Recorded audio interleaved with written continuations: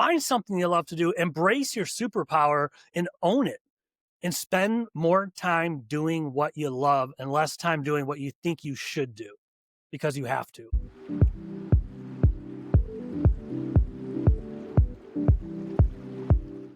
Hey there, my name is Tiffany Alexander. Welcome to my show. This is Unveiling Journeys. I want to talk to you. Oh my gosh, I'm so excited. Welcome. Let me tell you just a smidge about me. I love getting to know people. I love hearing people's stories. I love telling the world about them, and that's why the show was born. And if you're thinking, what, why, huh? When I get to meet people, I'm like, this is so fun, or so cool, or so neat, or I love your journey and your story.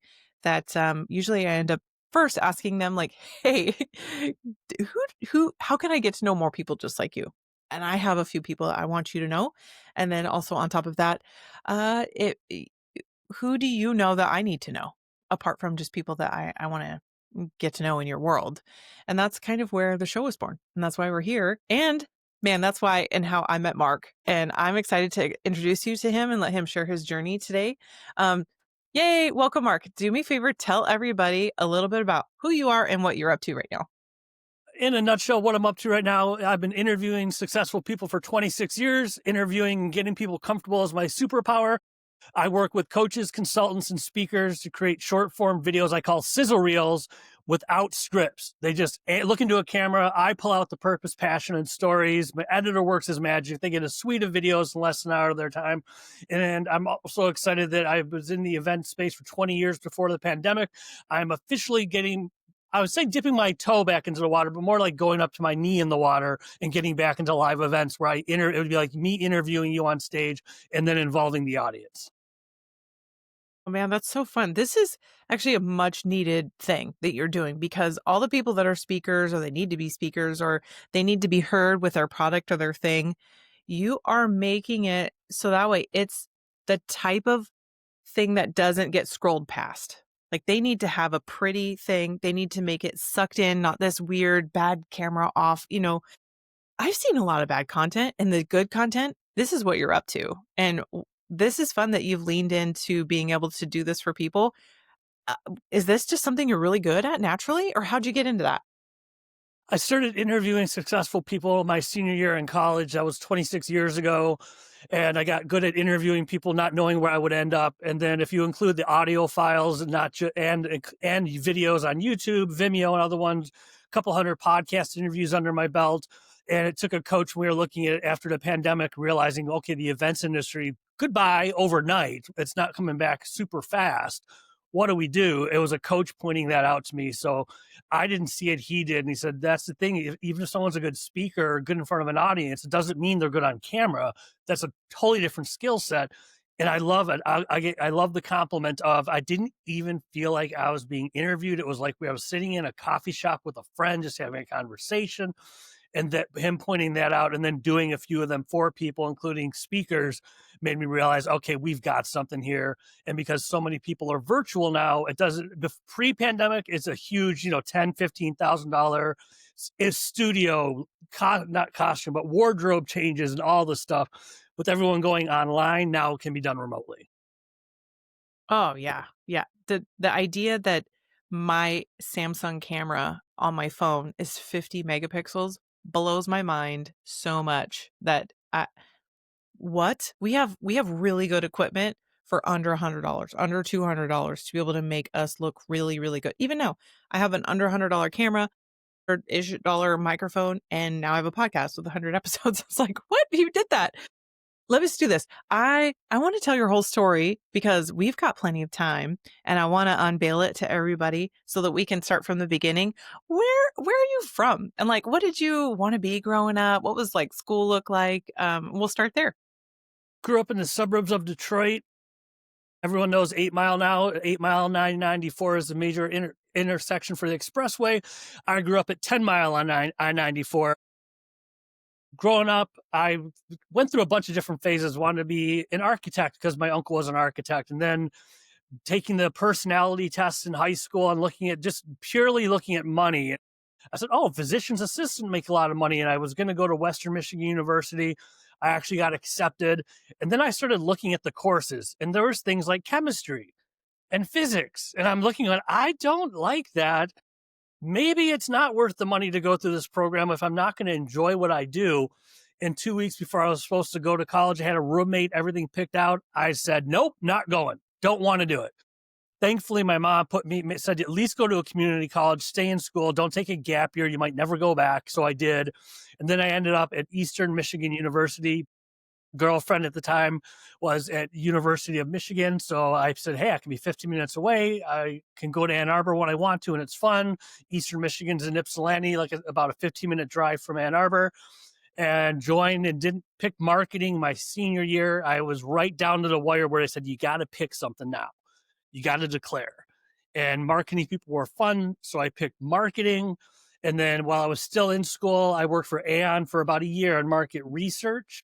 And I realized unfortunately, it took me 11 months and then however many days to realize market research. I wanted marketing like in presentations and being in front of people and all that stuff and interacting.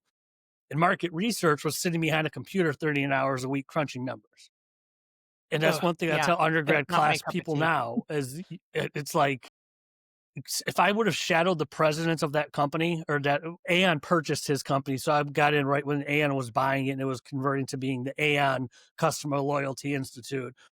I could have followed him or someone else in that office for 2 to 3 days. And if I was introspective enough, I would have realized this is not what I want to do. Unfortunately, it took me 11 months. I mean, you're a kid. I was 3 semesters deep into, like, hard engineering classes to be like, "These other guys are more committed than I am. I should probably be more bubbly doing something else." Like, yes, I'm smart, but I don't wanna do homework, and, like, a lifelong of engineering homework is not something I wanted to commit to either, so I relate to, took me way too long to make that decision. So going through did you actually graduate in marketing, and what'd you do after that? Graduated in marketing after leaving Aon. I went to a friend's family-owned print shop and sold printing and design materials and marketing collateral. It was a really interesting time because I helped them branch out. At the time, there was these new things called websites, and I remember convincing people why they needed a website. This was circa 1999 or so, and Is that you're revealing your age, Mark? yeah, dating myself. 99 was my senior year in college, and then I did it, and I read a Tony Robbins book, Awaken the Giant Within, and said, "Oh my gosh!" Part of what he described as life, like I thought I wanted to be Tony Robbins, so I went extreme, and I left the sales and marketing position. I went back to waiting tables. I waited tables in college. It's great money in hand. You can pick up shifts, give up shifts. It's easiest money, and in hindsight, it taught me to have a much better personality in the networking world. Without knowing it when I was younger, I was getting practice by being waiting on people. You get tips based on how nice you are and how you interact with them. So I went back to that, spoke for free, and then my first gigs, and I'm sure these were people like, you're so cute. Yes, you're going to be Tony Robbins. Were actually substitute teaching in the Ann Arbor public school system. I still remember the first teacher that said, she's like, we can't hire you to speak yet because you're not experienced enough. But if you want to substitute for my class, I'll let you design the lesson. So instead of at the time bringing in the TV and the VCR, putting a movie in and sitting in a dark for an hour, I actually got to make little mini lessons. A teacher told a teacher, told a teacher. So I did that until I Yeah. moved to Chicago. That's so fun. What were some of those lessons that you were, like, just getting to teach on? One of the big ones, because I was going through it myself, was goal setting, doing what you love. Some of them were, stress management and social interactions, things like that. You're like the pioneer in this. I wish there was so many more classes that literally taught life skills like this. This is so fun to think that you were doing this so early on when we really truly need this more in school right now than ever. Oh my gosh, I love that. Tell me more about where, like, that's fun. You got to go and perfect in front of little small audiences, right? Yeah, exactly. Got to do that, and then moved to Chicago late 2002, early 2003, trying to be a coach. And I never technically networked in Michigan. I did it without knowing it. The jobs I got in Aon and the sales and marketing were both through college friends in my co-ed professional business fraternity. So I was networking before I knew I was networking. But as far as formally going to events, handing out cards and meeting people, I'd never done it. And I'd been interviewing successful people at that point for a few years and just said, well, why reinvent the wheel? I'm just going to go interview people on Crane Chicago Business, New York Times bestseller lists, people that talk about how to build business relationships and how to do networking. I'm going to interview them and just learn how to do this. People started saying, forget this generic life coaching stuff. If you can teach, like, it was like mortgage, insurance, places that were really built on relationships. I would get referred by, like, how did you get into my office? And it was one of their good friends who's a CEO. And I told them what I told you. Hey, I'm interviewing people. I'm learning as I go about how to build relationships. So I did that for a while. And then when I started, I could not, which is funny now, in 2003, could not find, and this includes not the suburbs, but the downtown Chicago Chamber of Commerce had no programming for young entrepreneurs. None. Everywhere I called, nothing. Ignorance is bliss. I started the Young Entrepreneurs Alliance. I got a venue, a 1,500 person mailing list, speakers, sponsors, you name it. Guaranteed I would never lose money on it. Did that for a while. And then the short version of a much longer story, we can get into different pieces. The people I was calling to try and find programming for young entrepreneurs attended my events, and they're like, once again, forget this coaching stuff, do events. And that led to almost 20 Mm, years in the event industry before the pandemic. that's incredible. Now, in the event industry, it's everything. Were you doing like motivational stuff still? It was a mix of booking speakers, book launches, book tours, business conferences, a lot of business networking events. It's sometimes social networking, those events where you put 75 to 125 ish people in a room so they can get to meet each other, hand out the cards. It was the one um, constant in it all. It was always business events. It was never the social happy hours or weddings and things like that. It was business networking and Uh-uh. business conferences. Oh, that's incredible. I mean, that's where it's at. Like, I personally am a fan of operating under the mindset, just not of abundance, but that small business is running the world, especially here in America. Like, we are all about it. And so to be able to host those events, are the camaraderie, and you're doing it live. I can imagine it now. We're all like, why wouldn't we go to Zoom? Let's Yeah. get back to like their real world events. That's fun. So you were running your own business, doing all that stuff for 20 years. Yes, and it was very event heavy, event centric. I enjoyed it joined, I should say, places like Meeting Professionals International. Got on the board of directors there. Met some people that were doing book launches and book tours in the business motivational speaker space. Did work with them, and it was a fun ride. It was definitely a fun ride. What changed or pivoted you to do something different from that? The pandemic, live events died overnight. Oh my gosh. Jump into some of the stuff that you were going through during that. Well, I tried to go back and do some coaching, consulting, but everything I did was so event heavy, it wasn't working out. And finally, I just said, I gotta figure something out here. And I said, I want to coach, but I want a stupidly successful B2B service company entrepreneur who's built a 6, 7 figure company who happens to offer coaching on the side, not life coaching. There's a time and place for it. I believe that. This was, how do I launch new services? I got to do something because events are not coming back at the scale they were at anytime soon in 2021, 22. And it was a matter of talking with him. And he pointed out to me, I've been doing so many interviews, and at the time it was 100 some odd video interviews and whatnot. And he said, part of your superpower is getting people comfortable on camera, and people need short form videos. And now with the pandemic, a lot of people are doing this. If you can look into a camera, you can do it remotely. It doesn't have to be this huge ten or $15,000 in person project. It can be done remotely in a good studio. We send them in a studio, send them a phone stand for the camera. What you mentioned on your phone, the phone camera, unless you have an external one, is better than any computer camera. And he pointed out to me, here's what you do. It's called sizzle reels.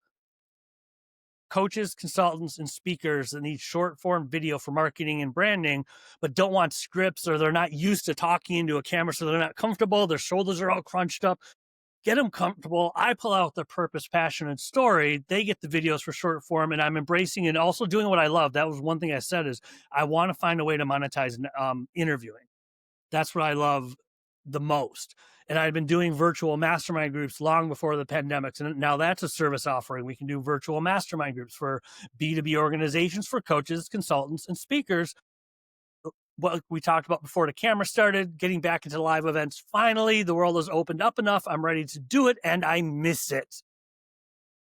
Yeah. I definitely miss, like, the thrill of being with all the people in a room. Like, I get, like, enough of a the Zoomness all day long, but there's nothing about, like, a crowd of people as an extrovert. Like, oh, it's like going in to see who it is that I need to know or feeling like, "Oh, I need to know that guy," right? Just that's super fun.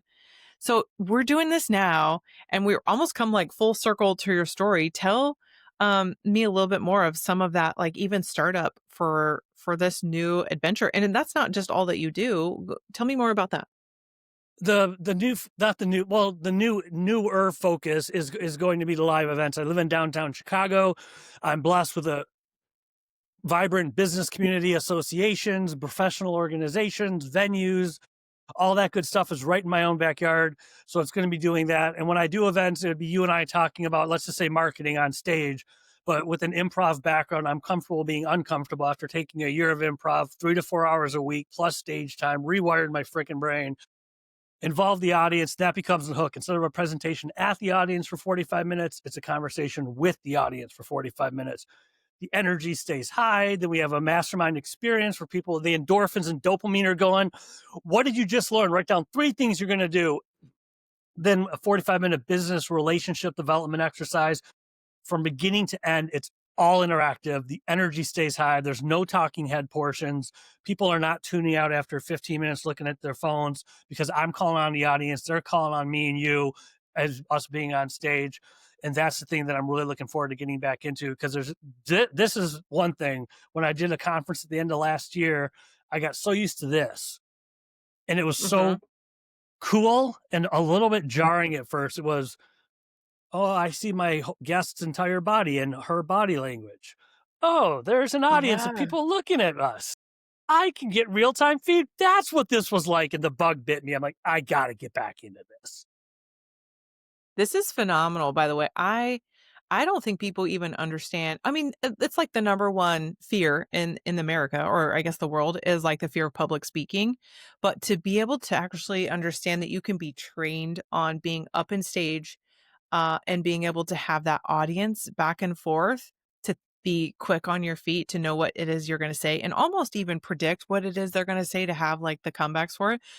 You are operating in a space 90% of people are like, "I would never. I would never." So you're I love that you're doing all this stuff because this is something some people don't wanna do, and it's needed. It's needed. We need, like, encouragement, or we need speakers to be in front of us for a lot of different things in business, and then also just sometimes to be motivated, right? Like, it's not really a business show to come out and hang out always on stage, but, um this is so cool, and you teach people how to do some of I don't wanna say tactics. Is it a tactic? No, just getting comfortable on camera and just learning to be yourself and have a little bit of vulnerability.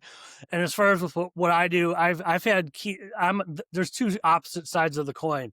I've had keynoters say, "You want me to do what?" And we don't know what's going to happen next. Nope, the next hand that goes up, we think we're going left, we're going right. I have no control over the audience in any way, shape, or form. I can moderate. That's the best I can do. I've had people say, "I'm not doing that. I'll do a keynote. I won't do that."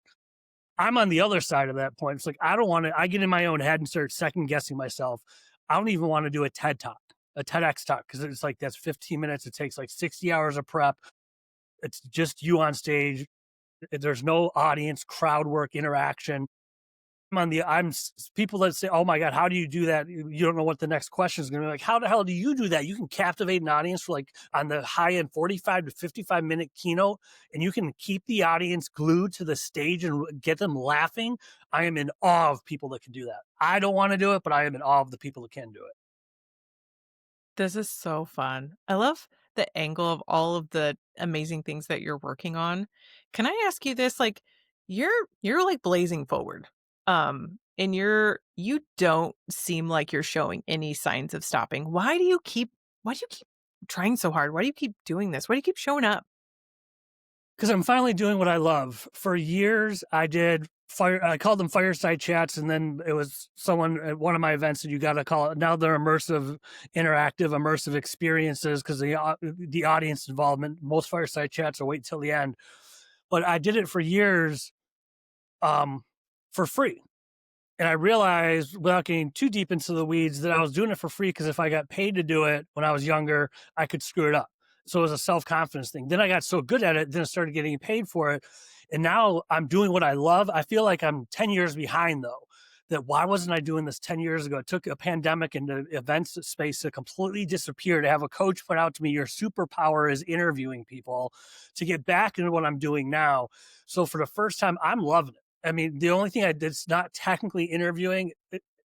Technically isn't interviewing are virtual. I do live ones too, but virtual mastermind experiences, getting people in a room, where are you now, where do you want to be in 90 days. It's the idea gap, then we build the bridge over that idea gap with advice, support, and connections from the other people in the space. So virtual mastermind groups, sometimes live, the live interactive immersive events, and the interviews for the sizzle reels. I'm doing stuff that I love, that especially when I was younger, I freaking did for free. If I didn't even, there's some videos I paid the videographer to be there many, many, many moons ago. So I'm like a kid in a candy store. I feel like it took me a little bit too long to figure it out, but I'm happy and grateful that I did figure it out, because it's when I get up, it's not like, oh, what do I have to do today? It's what do I get to do today? Total mind shift change from when I was just plowing through or doing what I thought I should do, instead of saying, I'm only going to do what I love and spend the rest of my life doing it. Man, that's so fun. At this point, some people are thinking, "Oh, wait a minute, I can work with Mark. How? Yeah, I'm in. Sign me up." Like, where do you want everybody? What's your favorite way for people to come find you? MarkJCarter.com. Or if you look up Mark J. Carter, I'm usually the first one on LinkedIn, but markjcarter.com, the contact page, there's a link there to get 15 minutes on the calendar. There's my email address, LinkedIn, YouTube, Facebook, all that stuff is on markjcarter.com. Oh, perfect. Wonderful. You've made it so easy for people to come find you. I have two more questions. What what's on the horizon for you? Biggest thing is the new format for the live events. That's definitely the biggest thing. Starting in Chicago, I also love to visit New York and Boston, walk around the city when I can and have the time, be a tourist for today, and just get everything and just keep doing what I'm doing now. Expand on the sizzle reels, get into different associations that are for coaches, consultants, and speakers in the B2B space. But the biggest thing on the horizon for me, for me right now, the most exciting thing is definitely the live events, because it's just been too long, and I think people are that handshake. That, so depending if you know the people, it's a membership organization. Those hugs, the handshakes, you just can't replace it. And I think it's going to be really cool. And the events are something different than just, like I said, a talking head or just me on stage for 45 to 55 minutes. Oh, that's awesome. All right, I get to my favorite part of the show where I get to ask you, what do you want to leave everyone one with? What's your golden nuggets of wisdom? I would say, even if you have to find a job, which you have to, even if it means finding a job to pay the bills or whatever it might be, even if it's not the perfect job, find a way to do what you love. I mean, if it's an extreme case like acting, find the job that permits you to do at community theater, whatever it might be. In my case, I wish I would have gotten into own that fireside chat, immersive virtual experience faster. Own the fact that, oh my gosh, not everyone knows how to get people comfortable on camera. It's just find something you love to do, and somehow, if it's not your main source of income, for the love of God, have a hobby, but do something you love to do in some way, shape, or form. It's just a complete shift in mindset. And it's something that, like I said, from community theater on down to something where I just do this 15 hours a week. I help people make videos, whatever it might be. I'm a video editor, or I manage people's social media for 15 hours a week. Find something you love to do, embrace your superpower and own it, and spend more time doing what you love and less time doing what you think you should do because you have to. Oh, you've said my favorite phrase. I'm working hard currently to stop saying the shoulds to me, right? Just you've owned it. This is incredible. Guys, listen to this again so that you can hear exactly what you needed to hear today. There's no should. What could you do? Mhm. Mark, thank you so much for your time. I love being able to hear your story. I love being able to hear how you're thriving in this space. Some people can't even imagine, but they could imagine how you've done it and you've been able to make it happen and that you can make other people make it their thing too. And I appreciate your time to come out and let me ask you all these questions about yourself. Hey, and also those of you guys who stayed for the whole episode, thank you so much for hanging out with us. And I look forward to seeing you guys on another episode. Take care.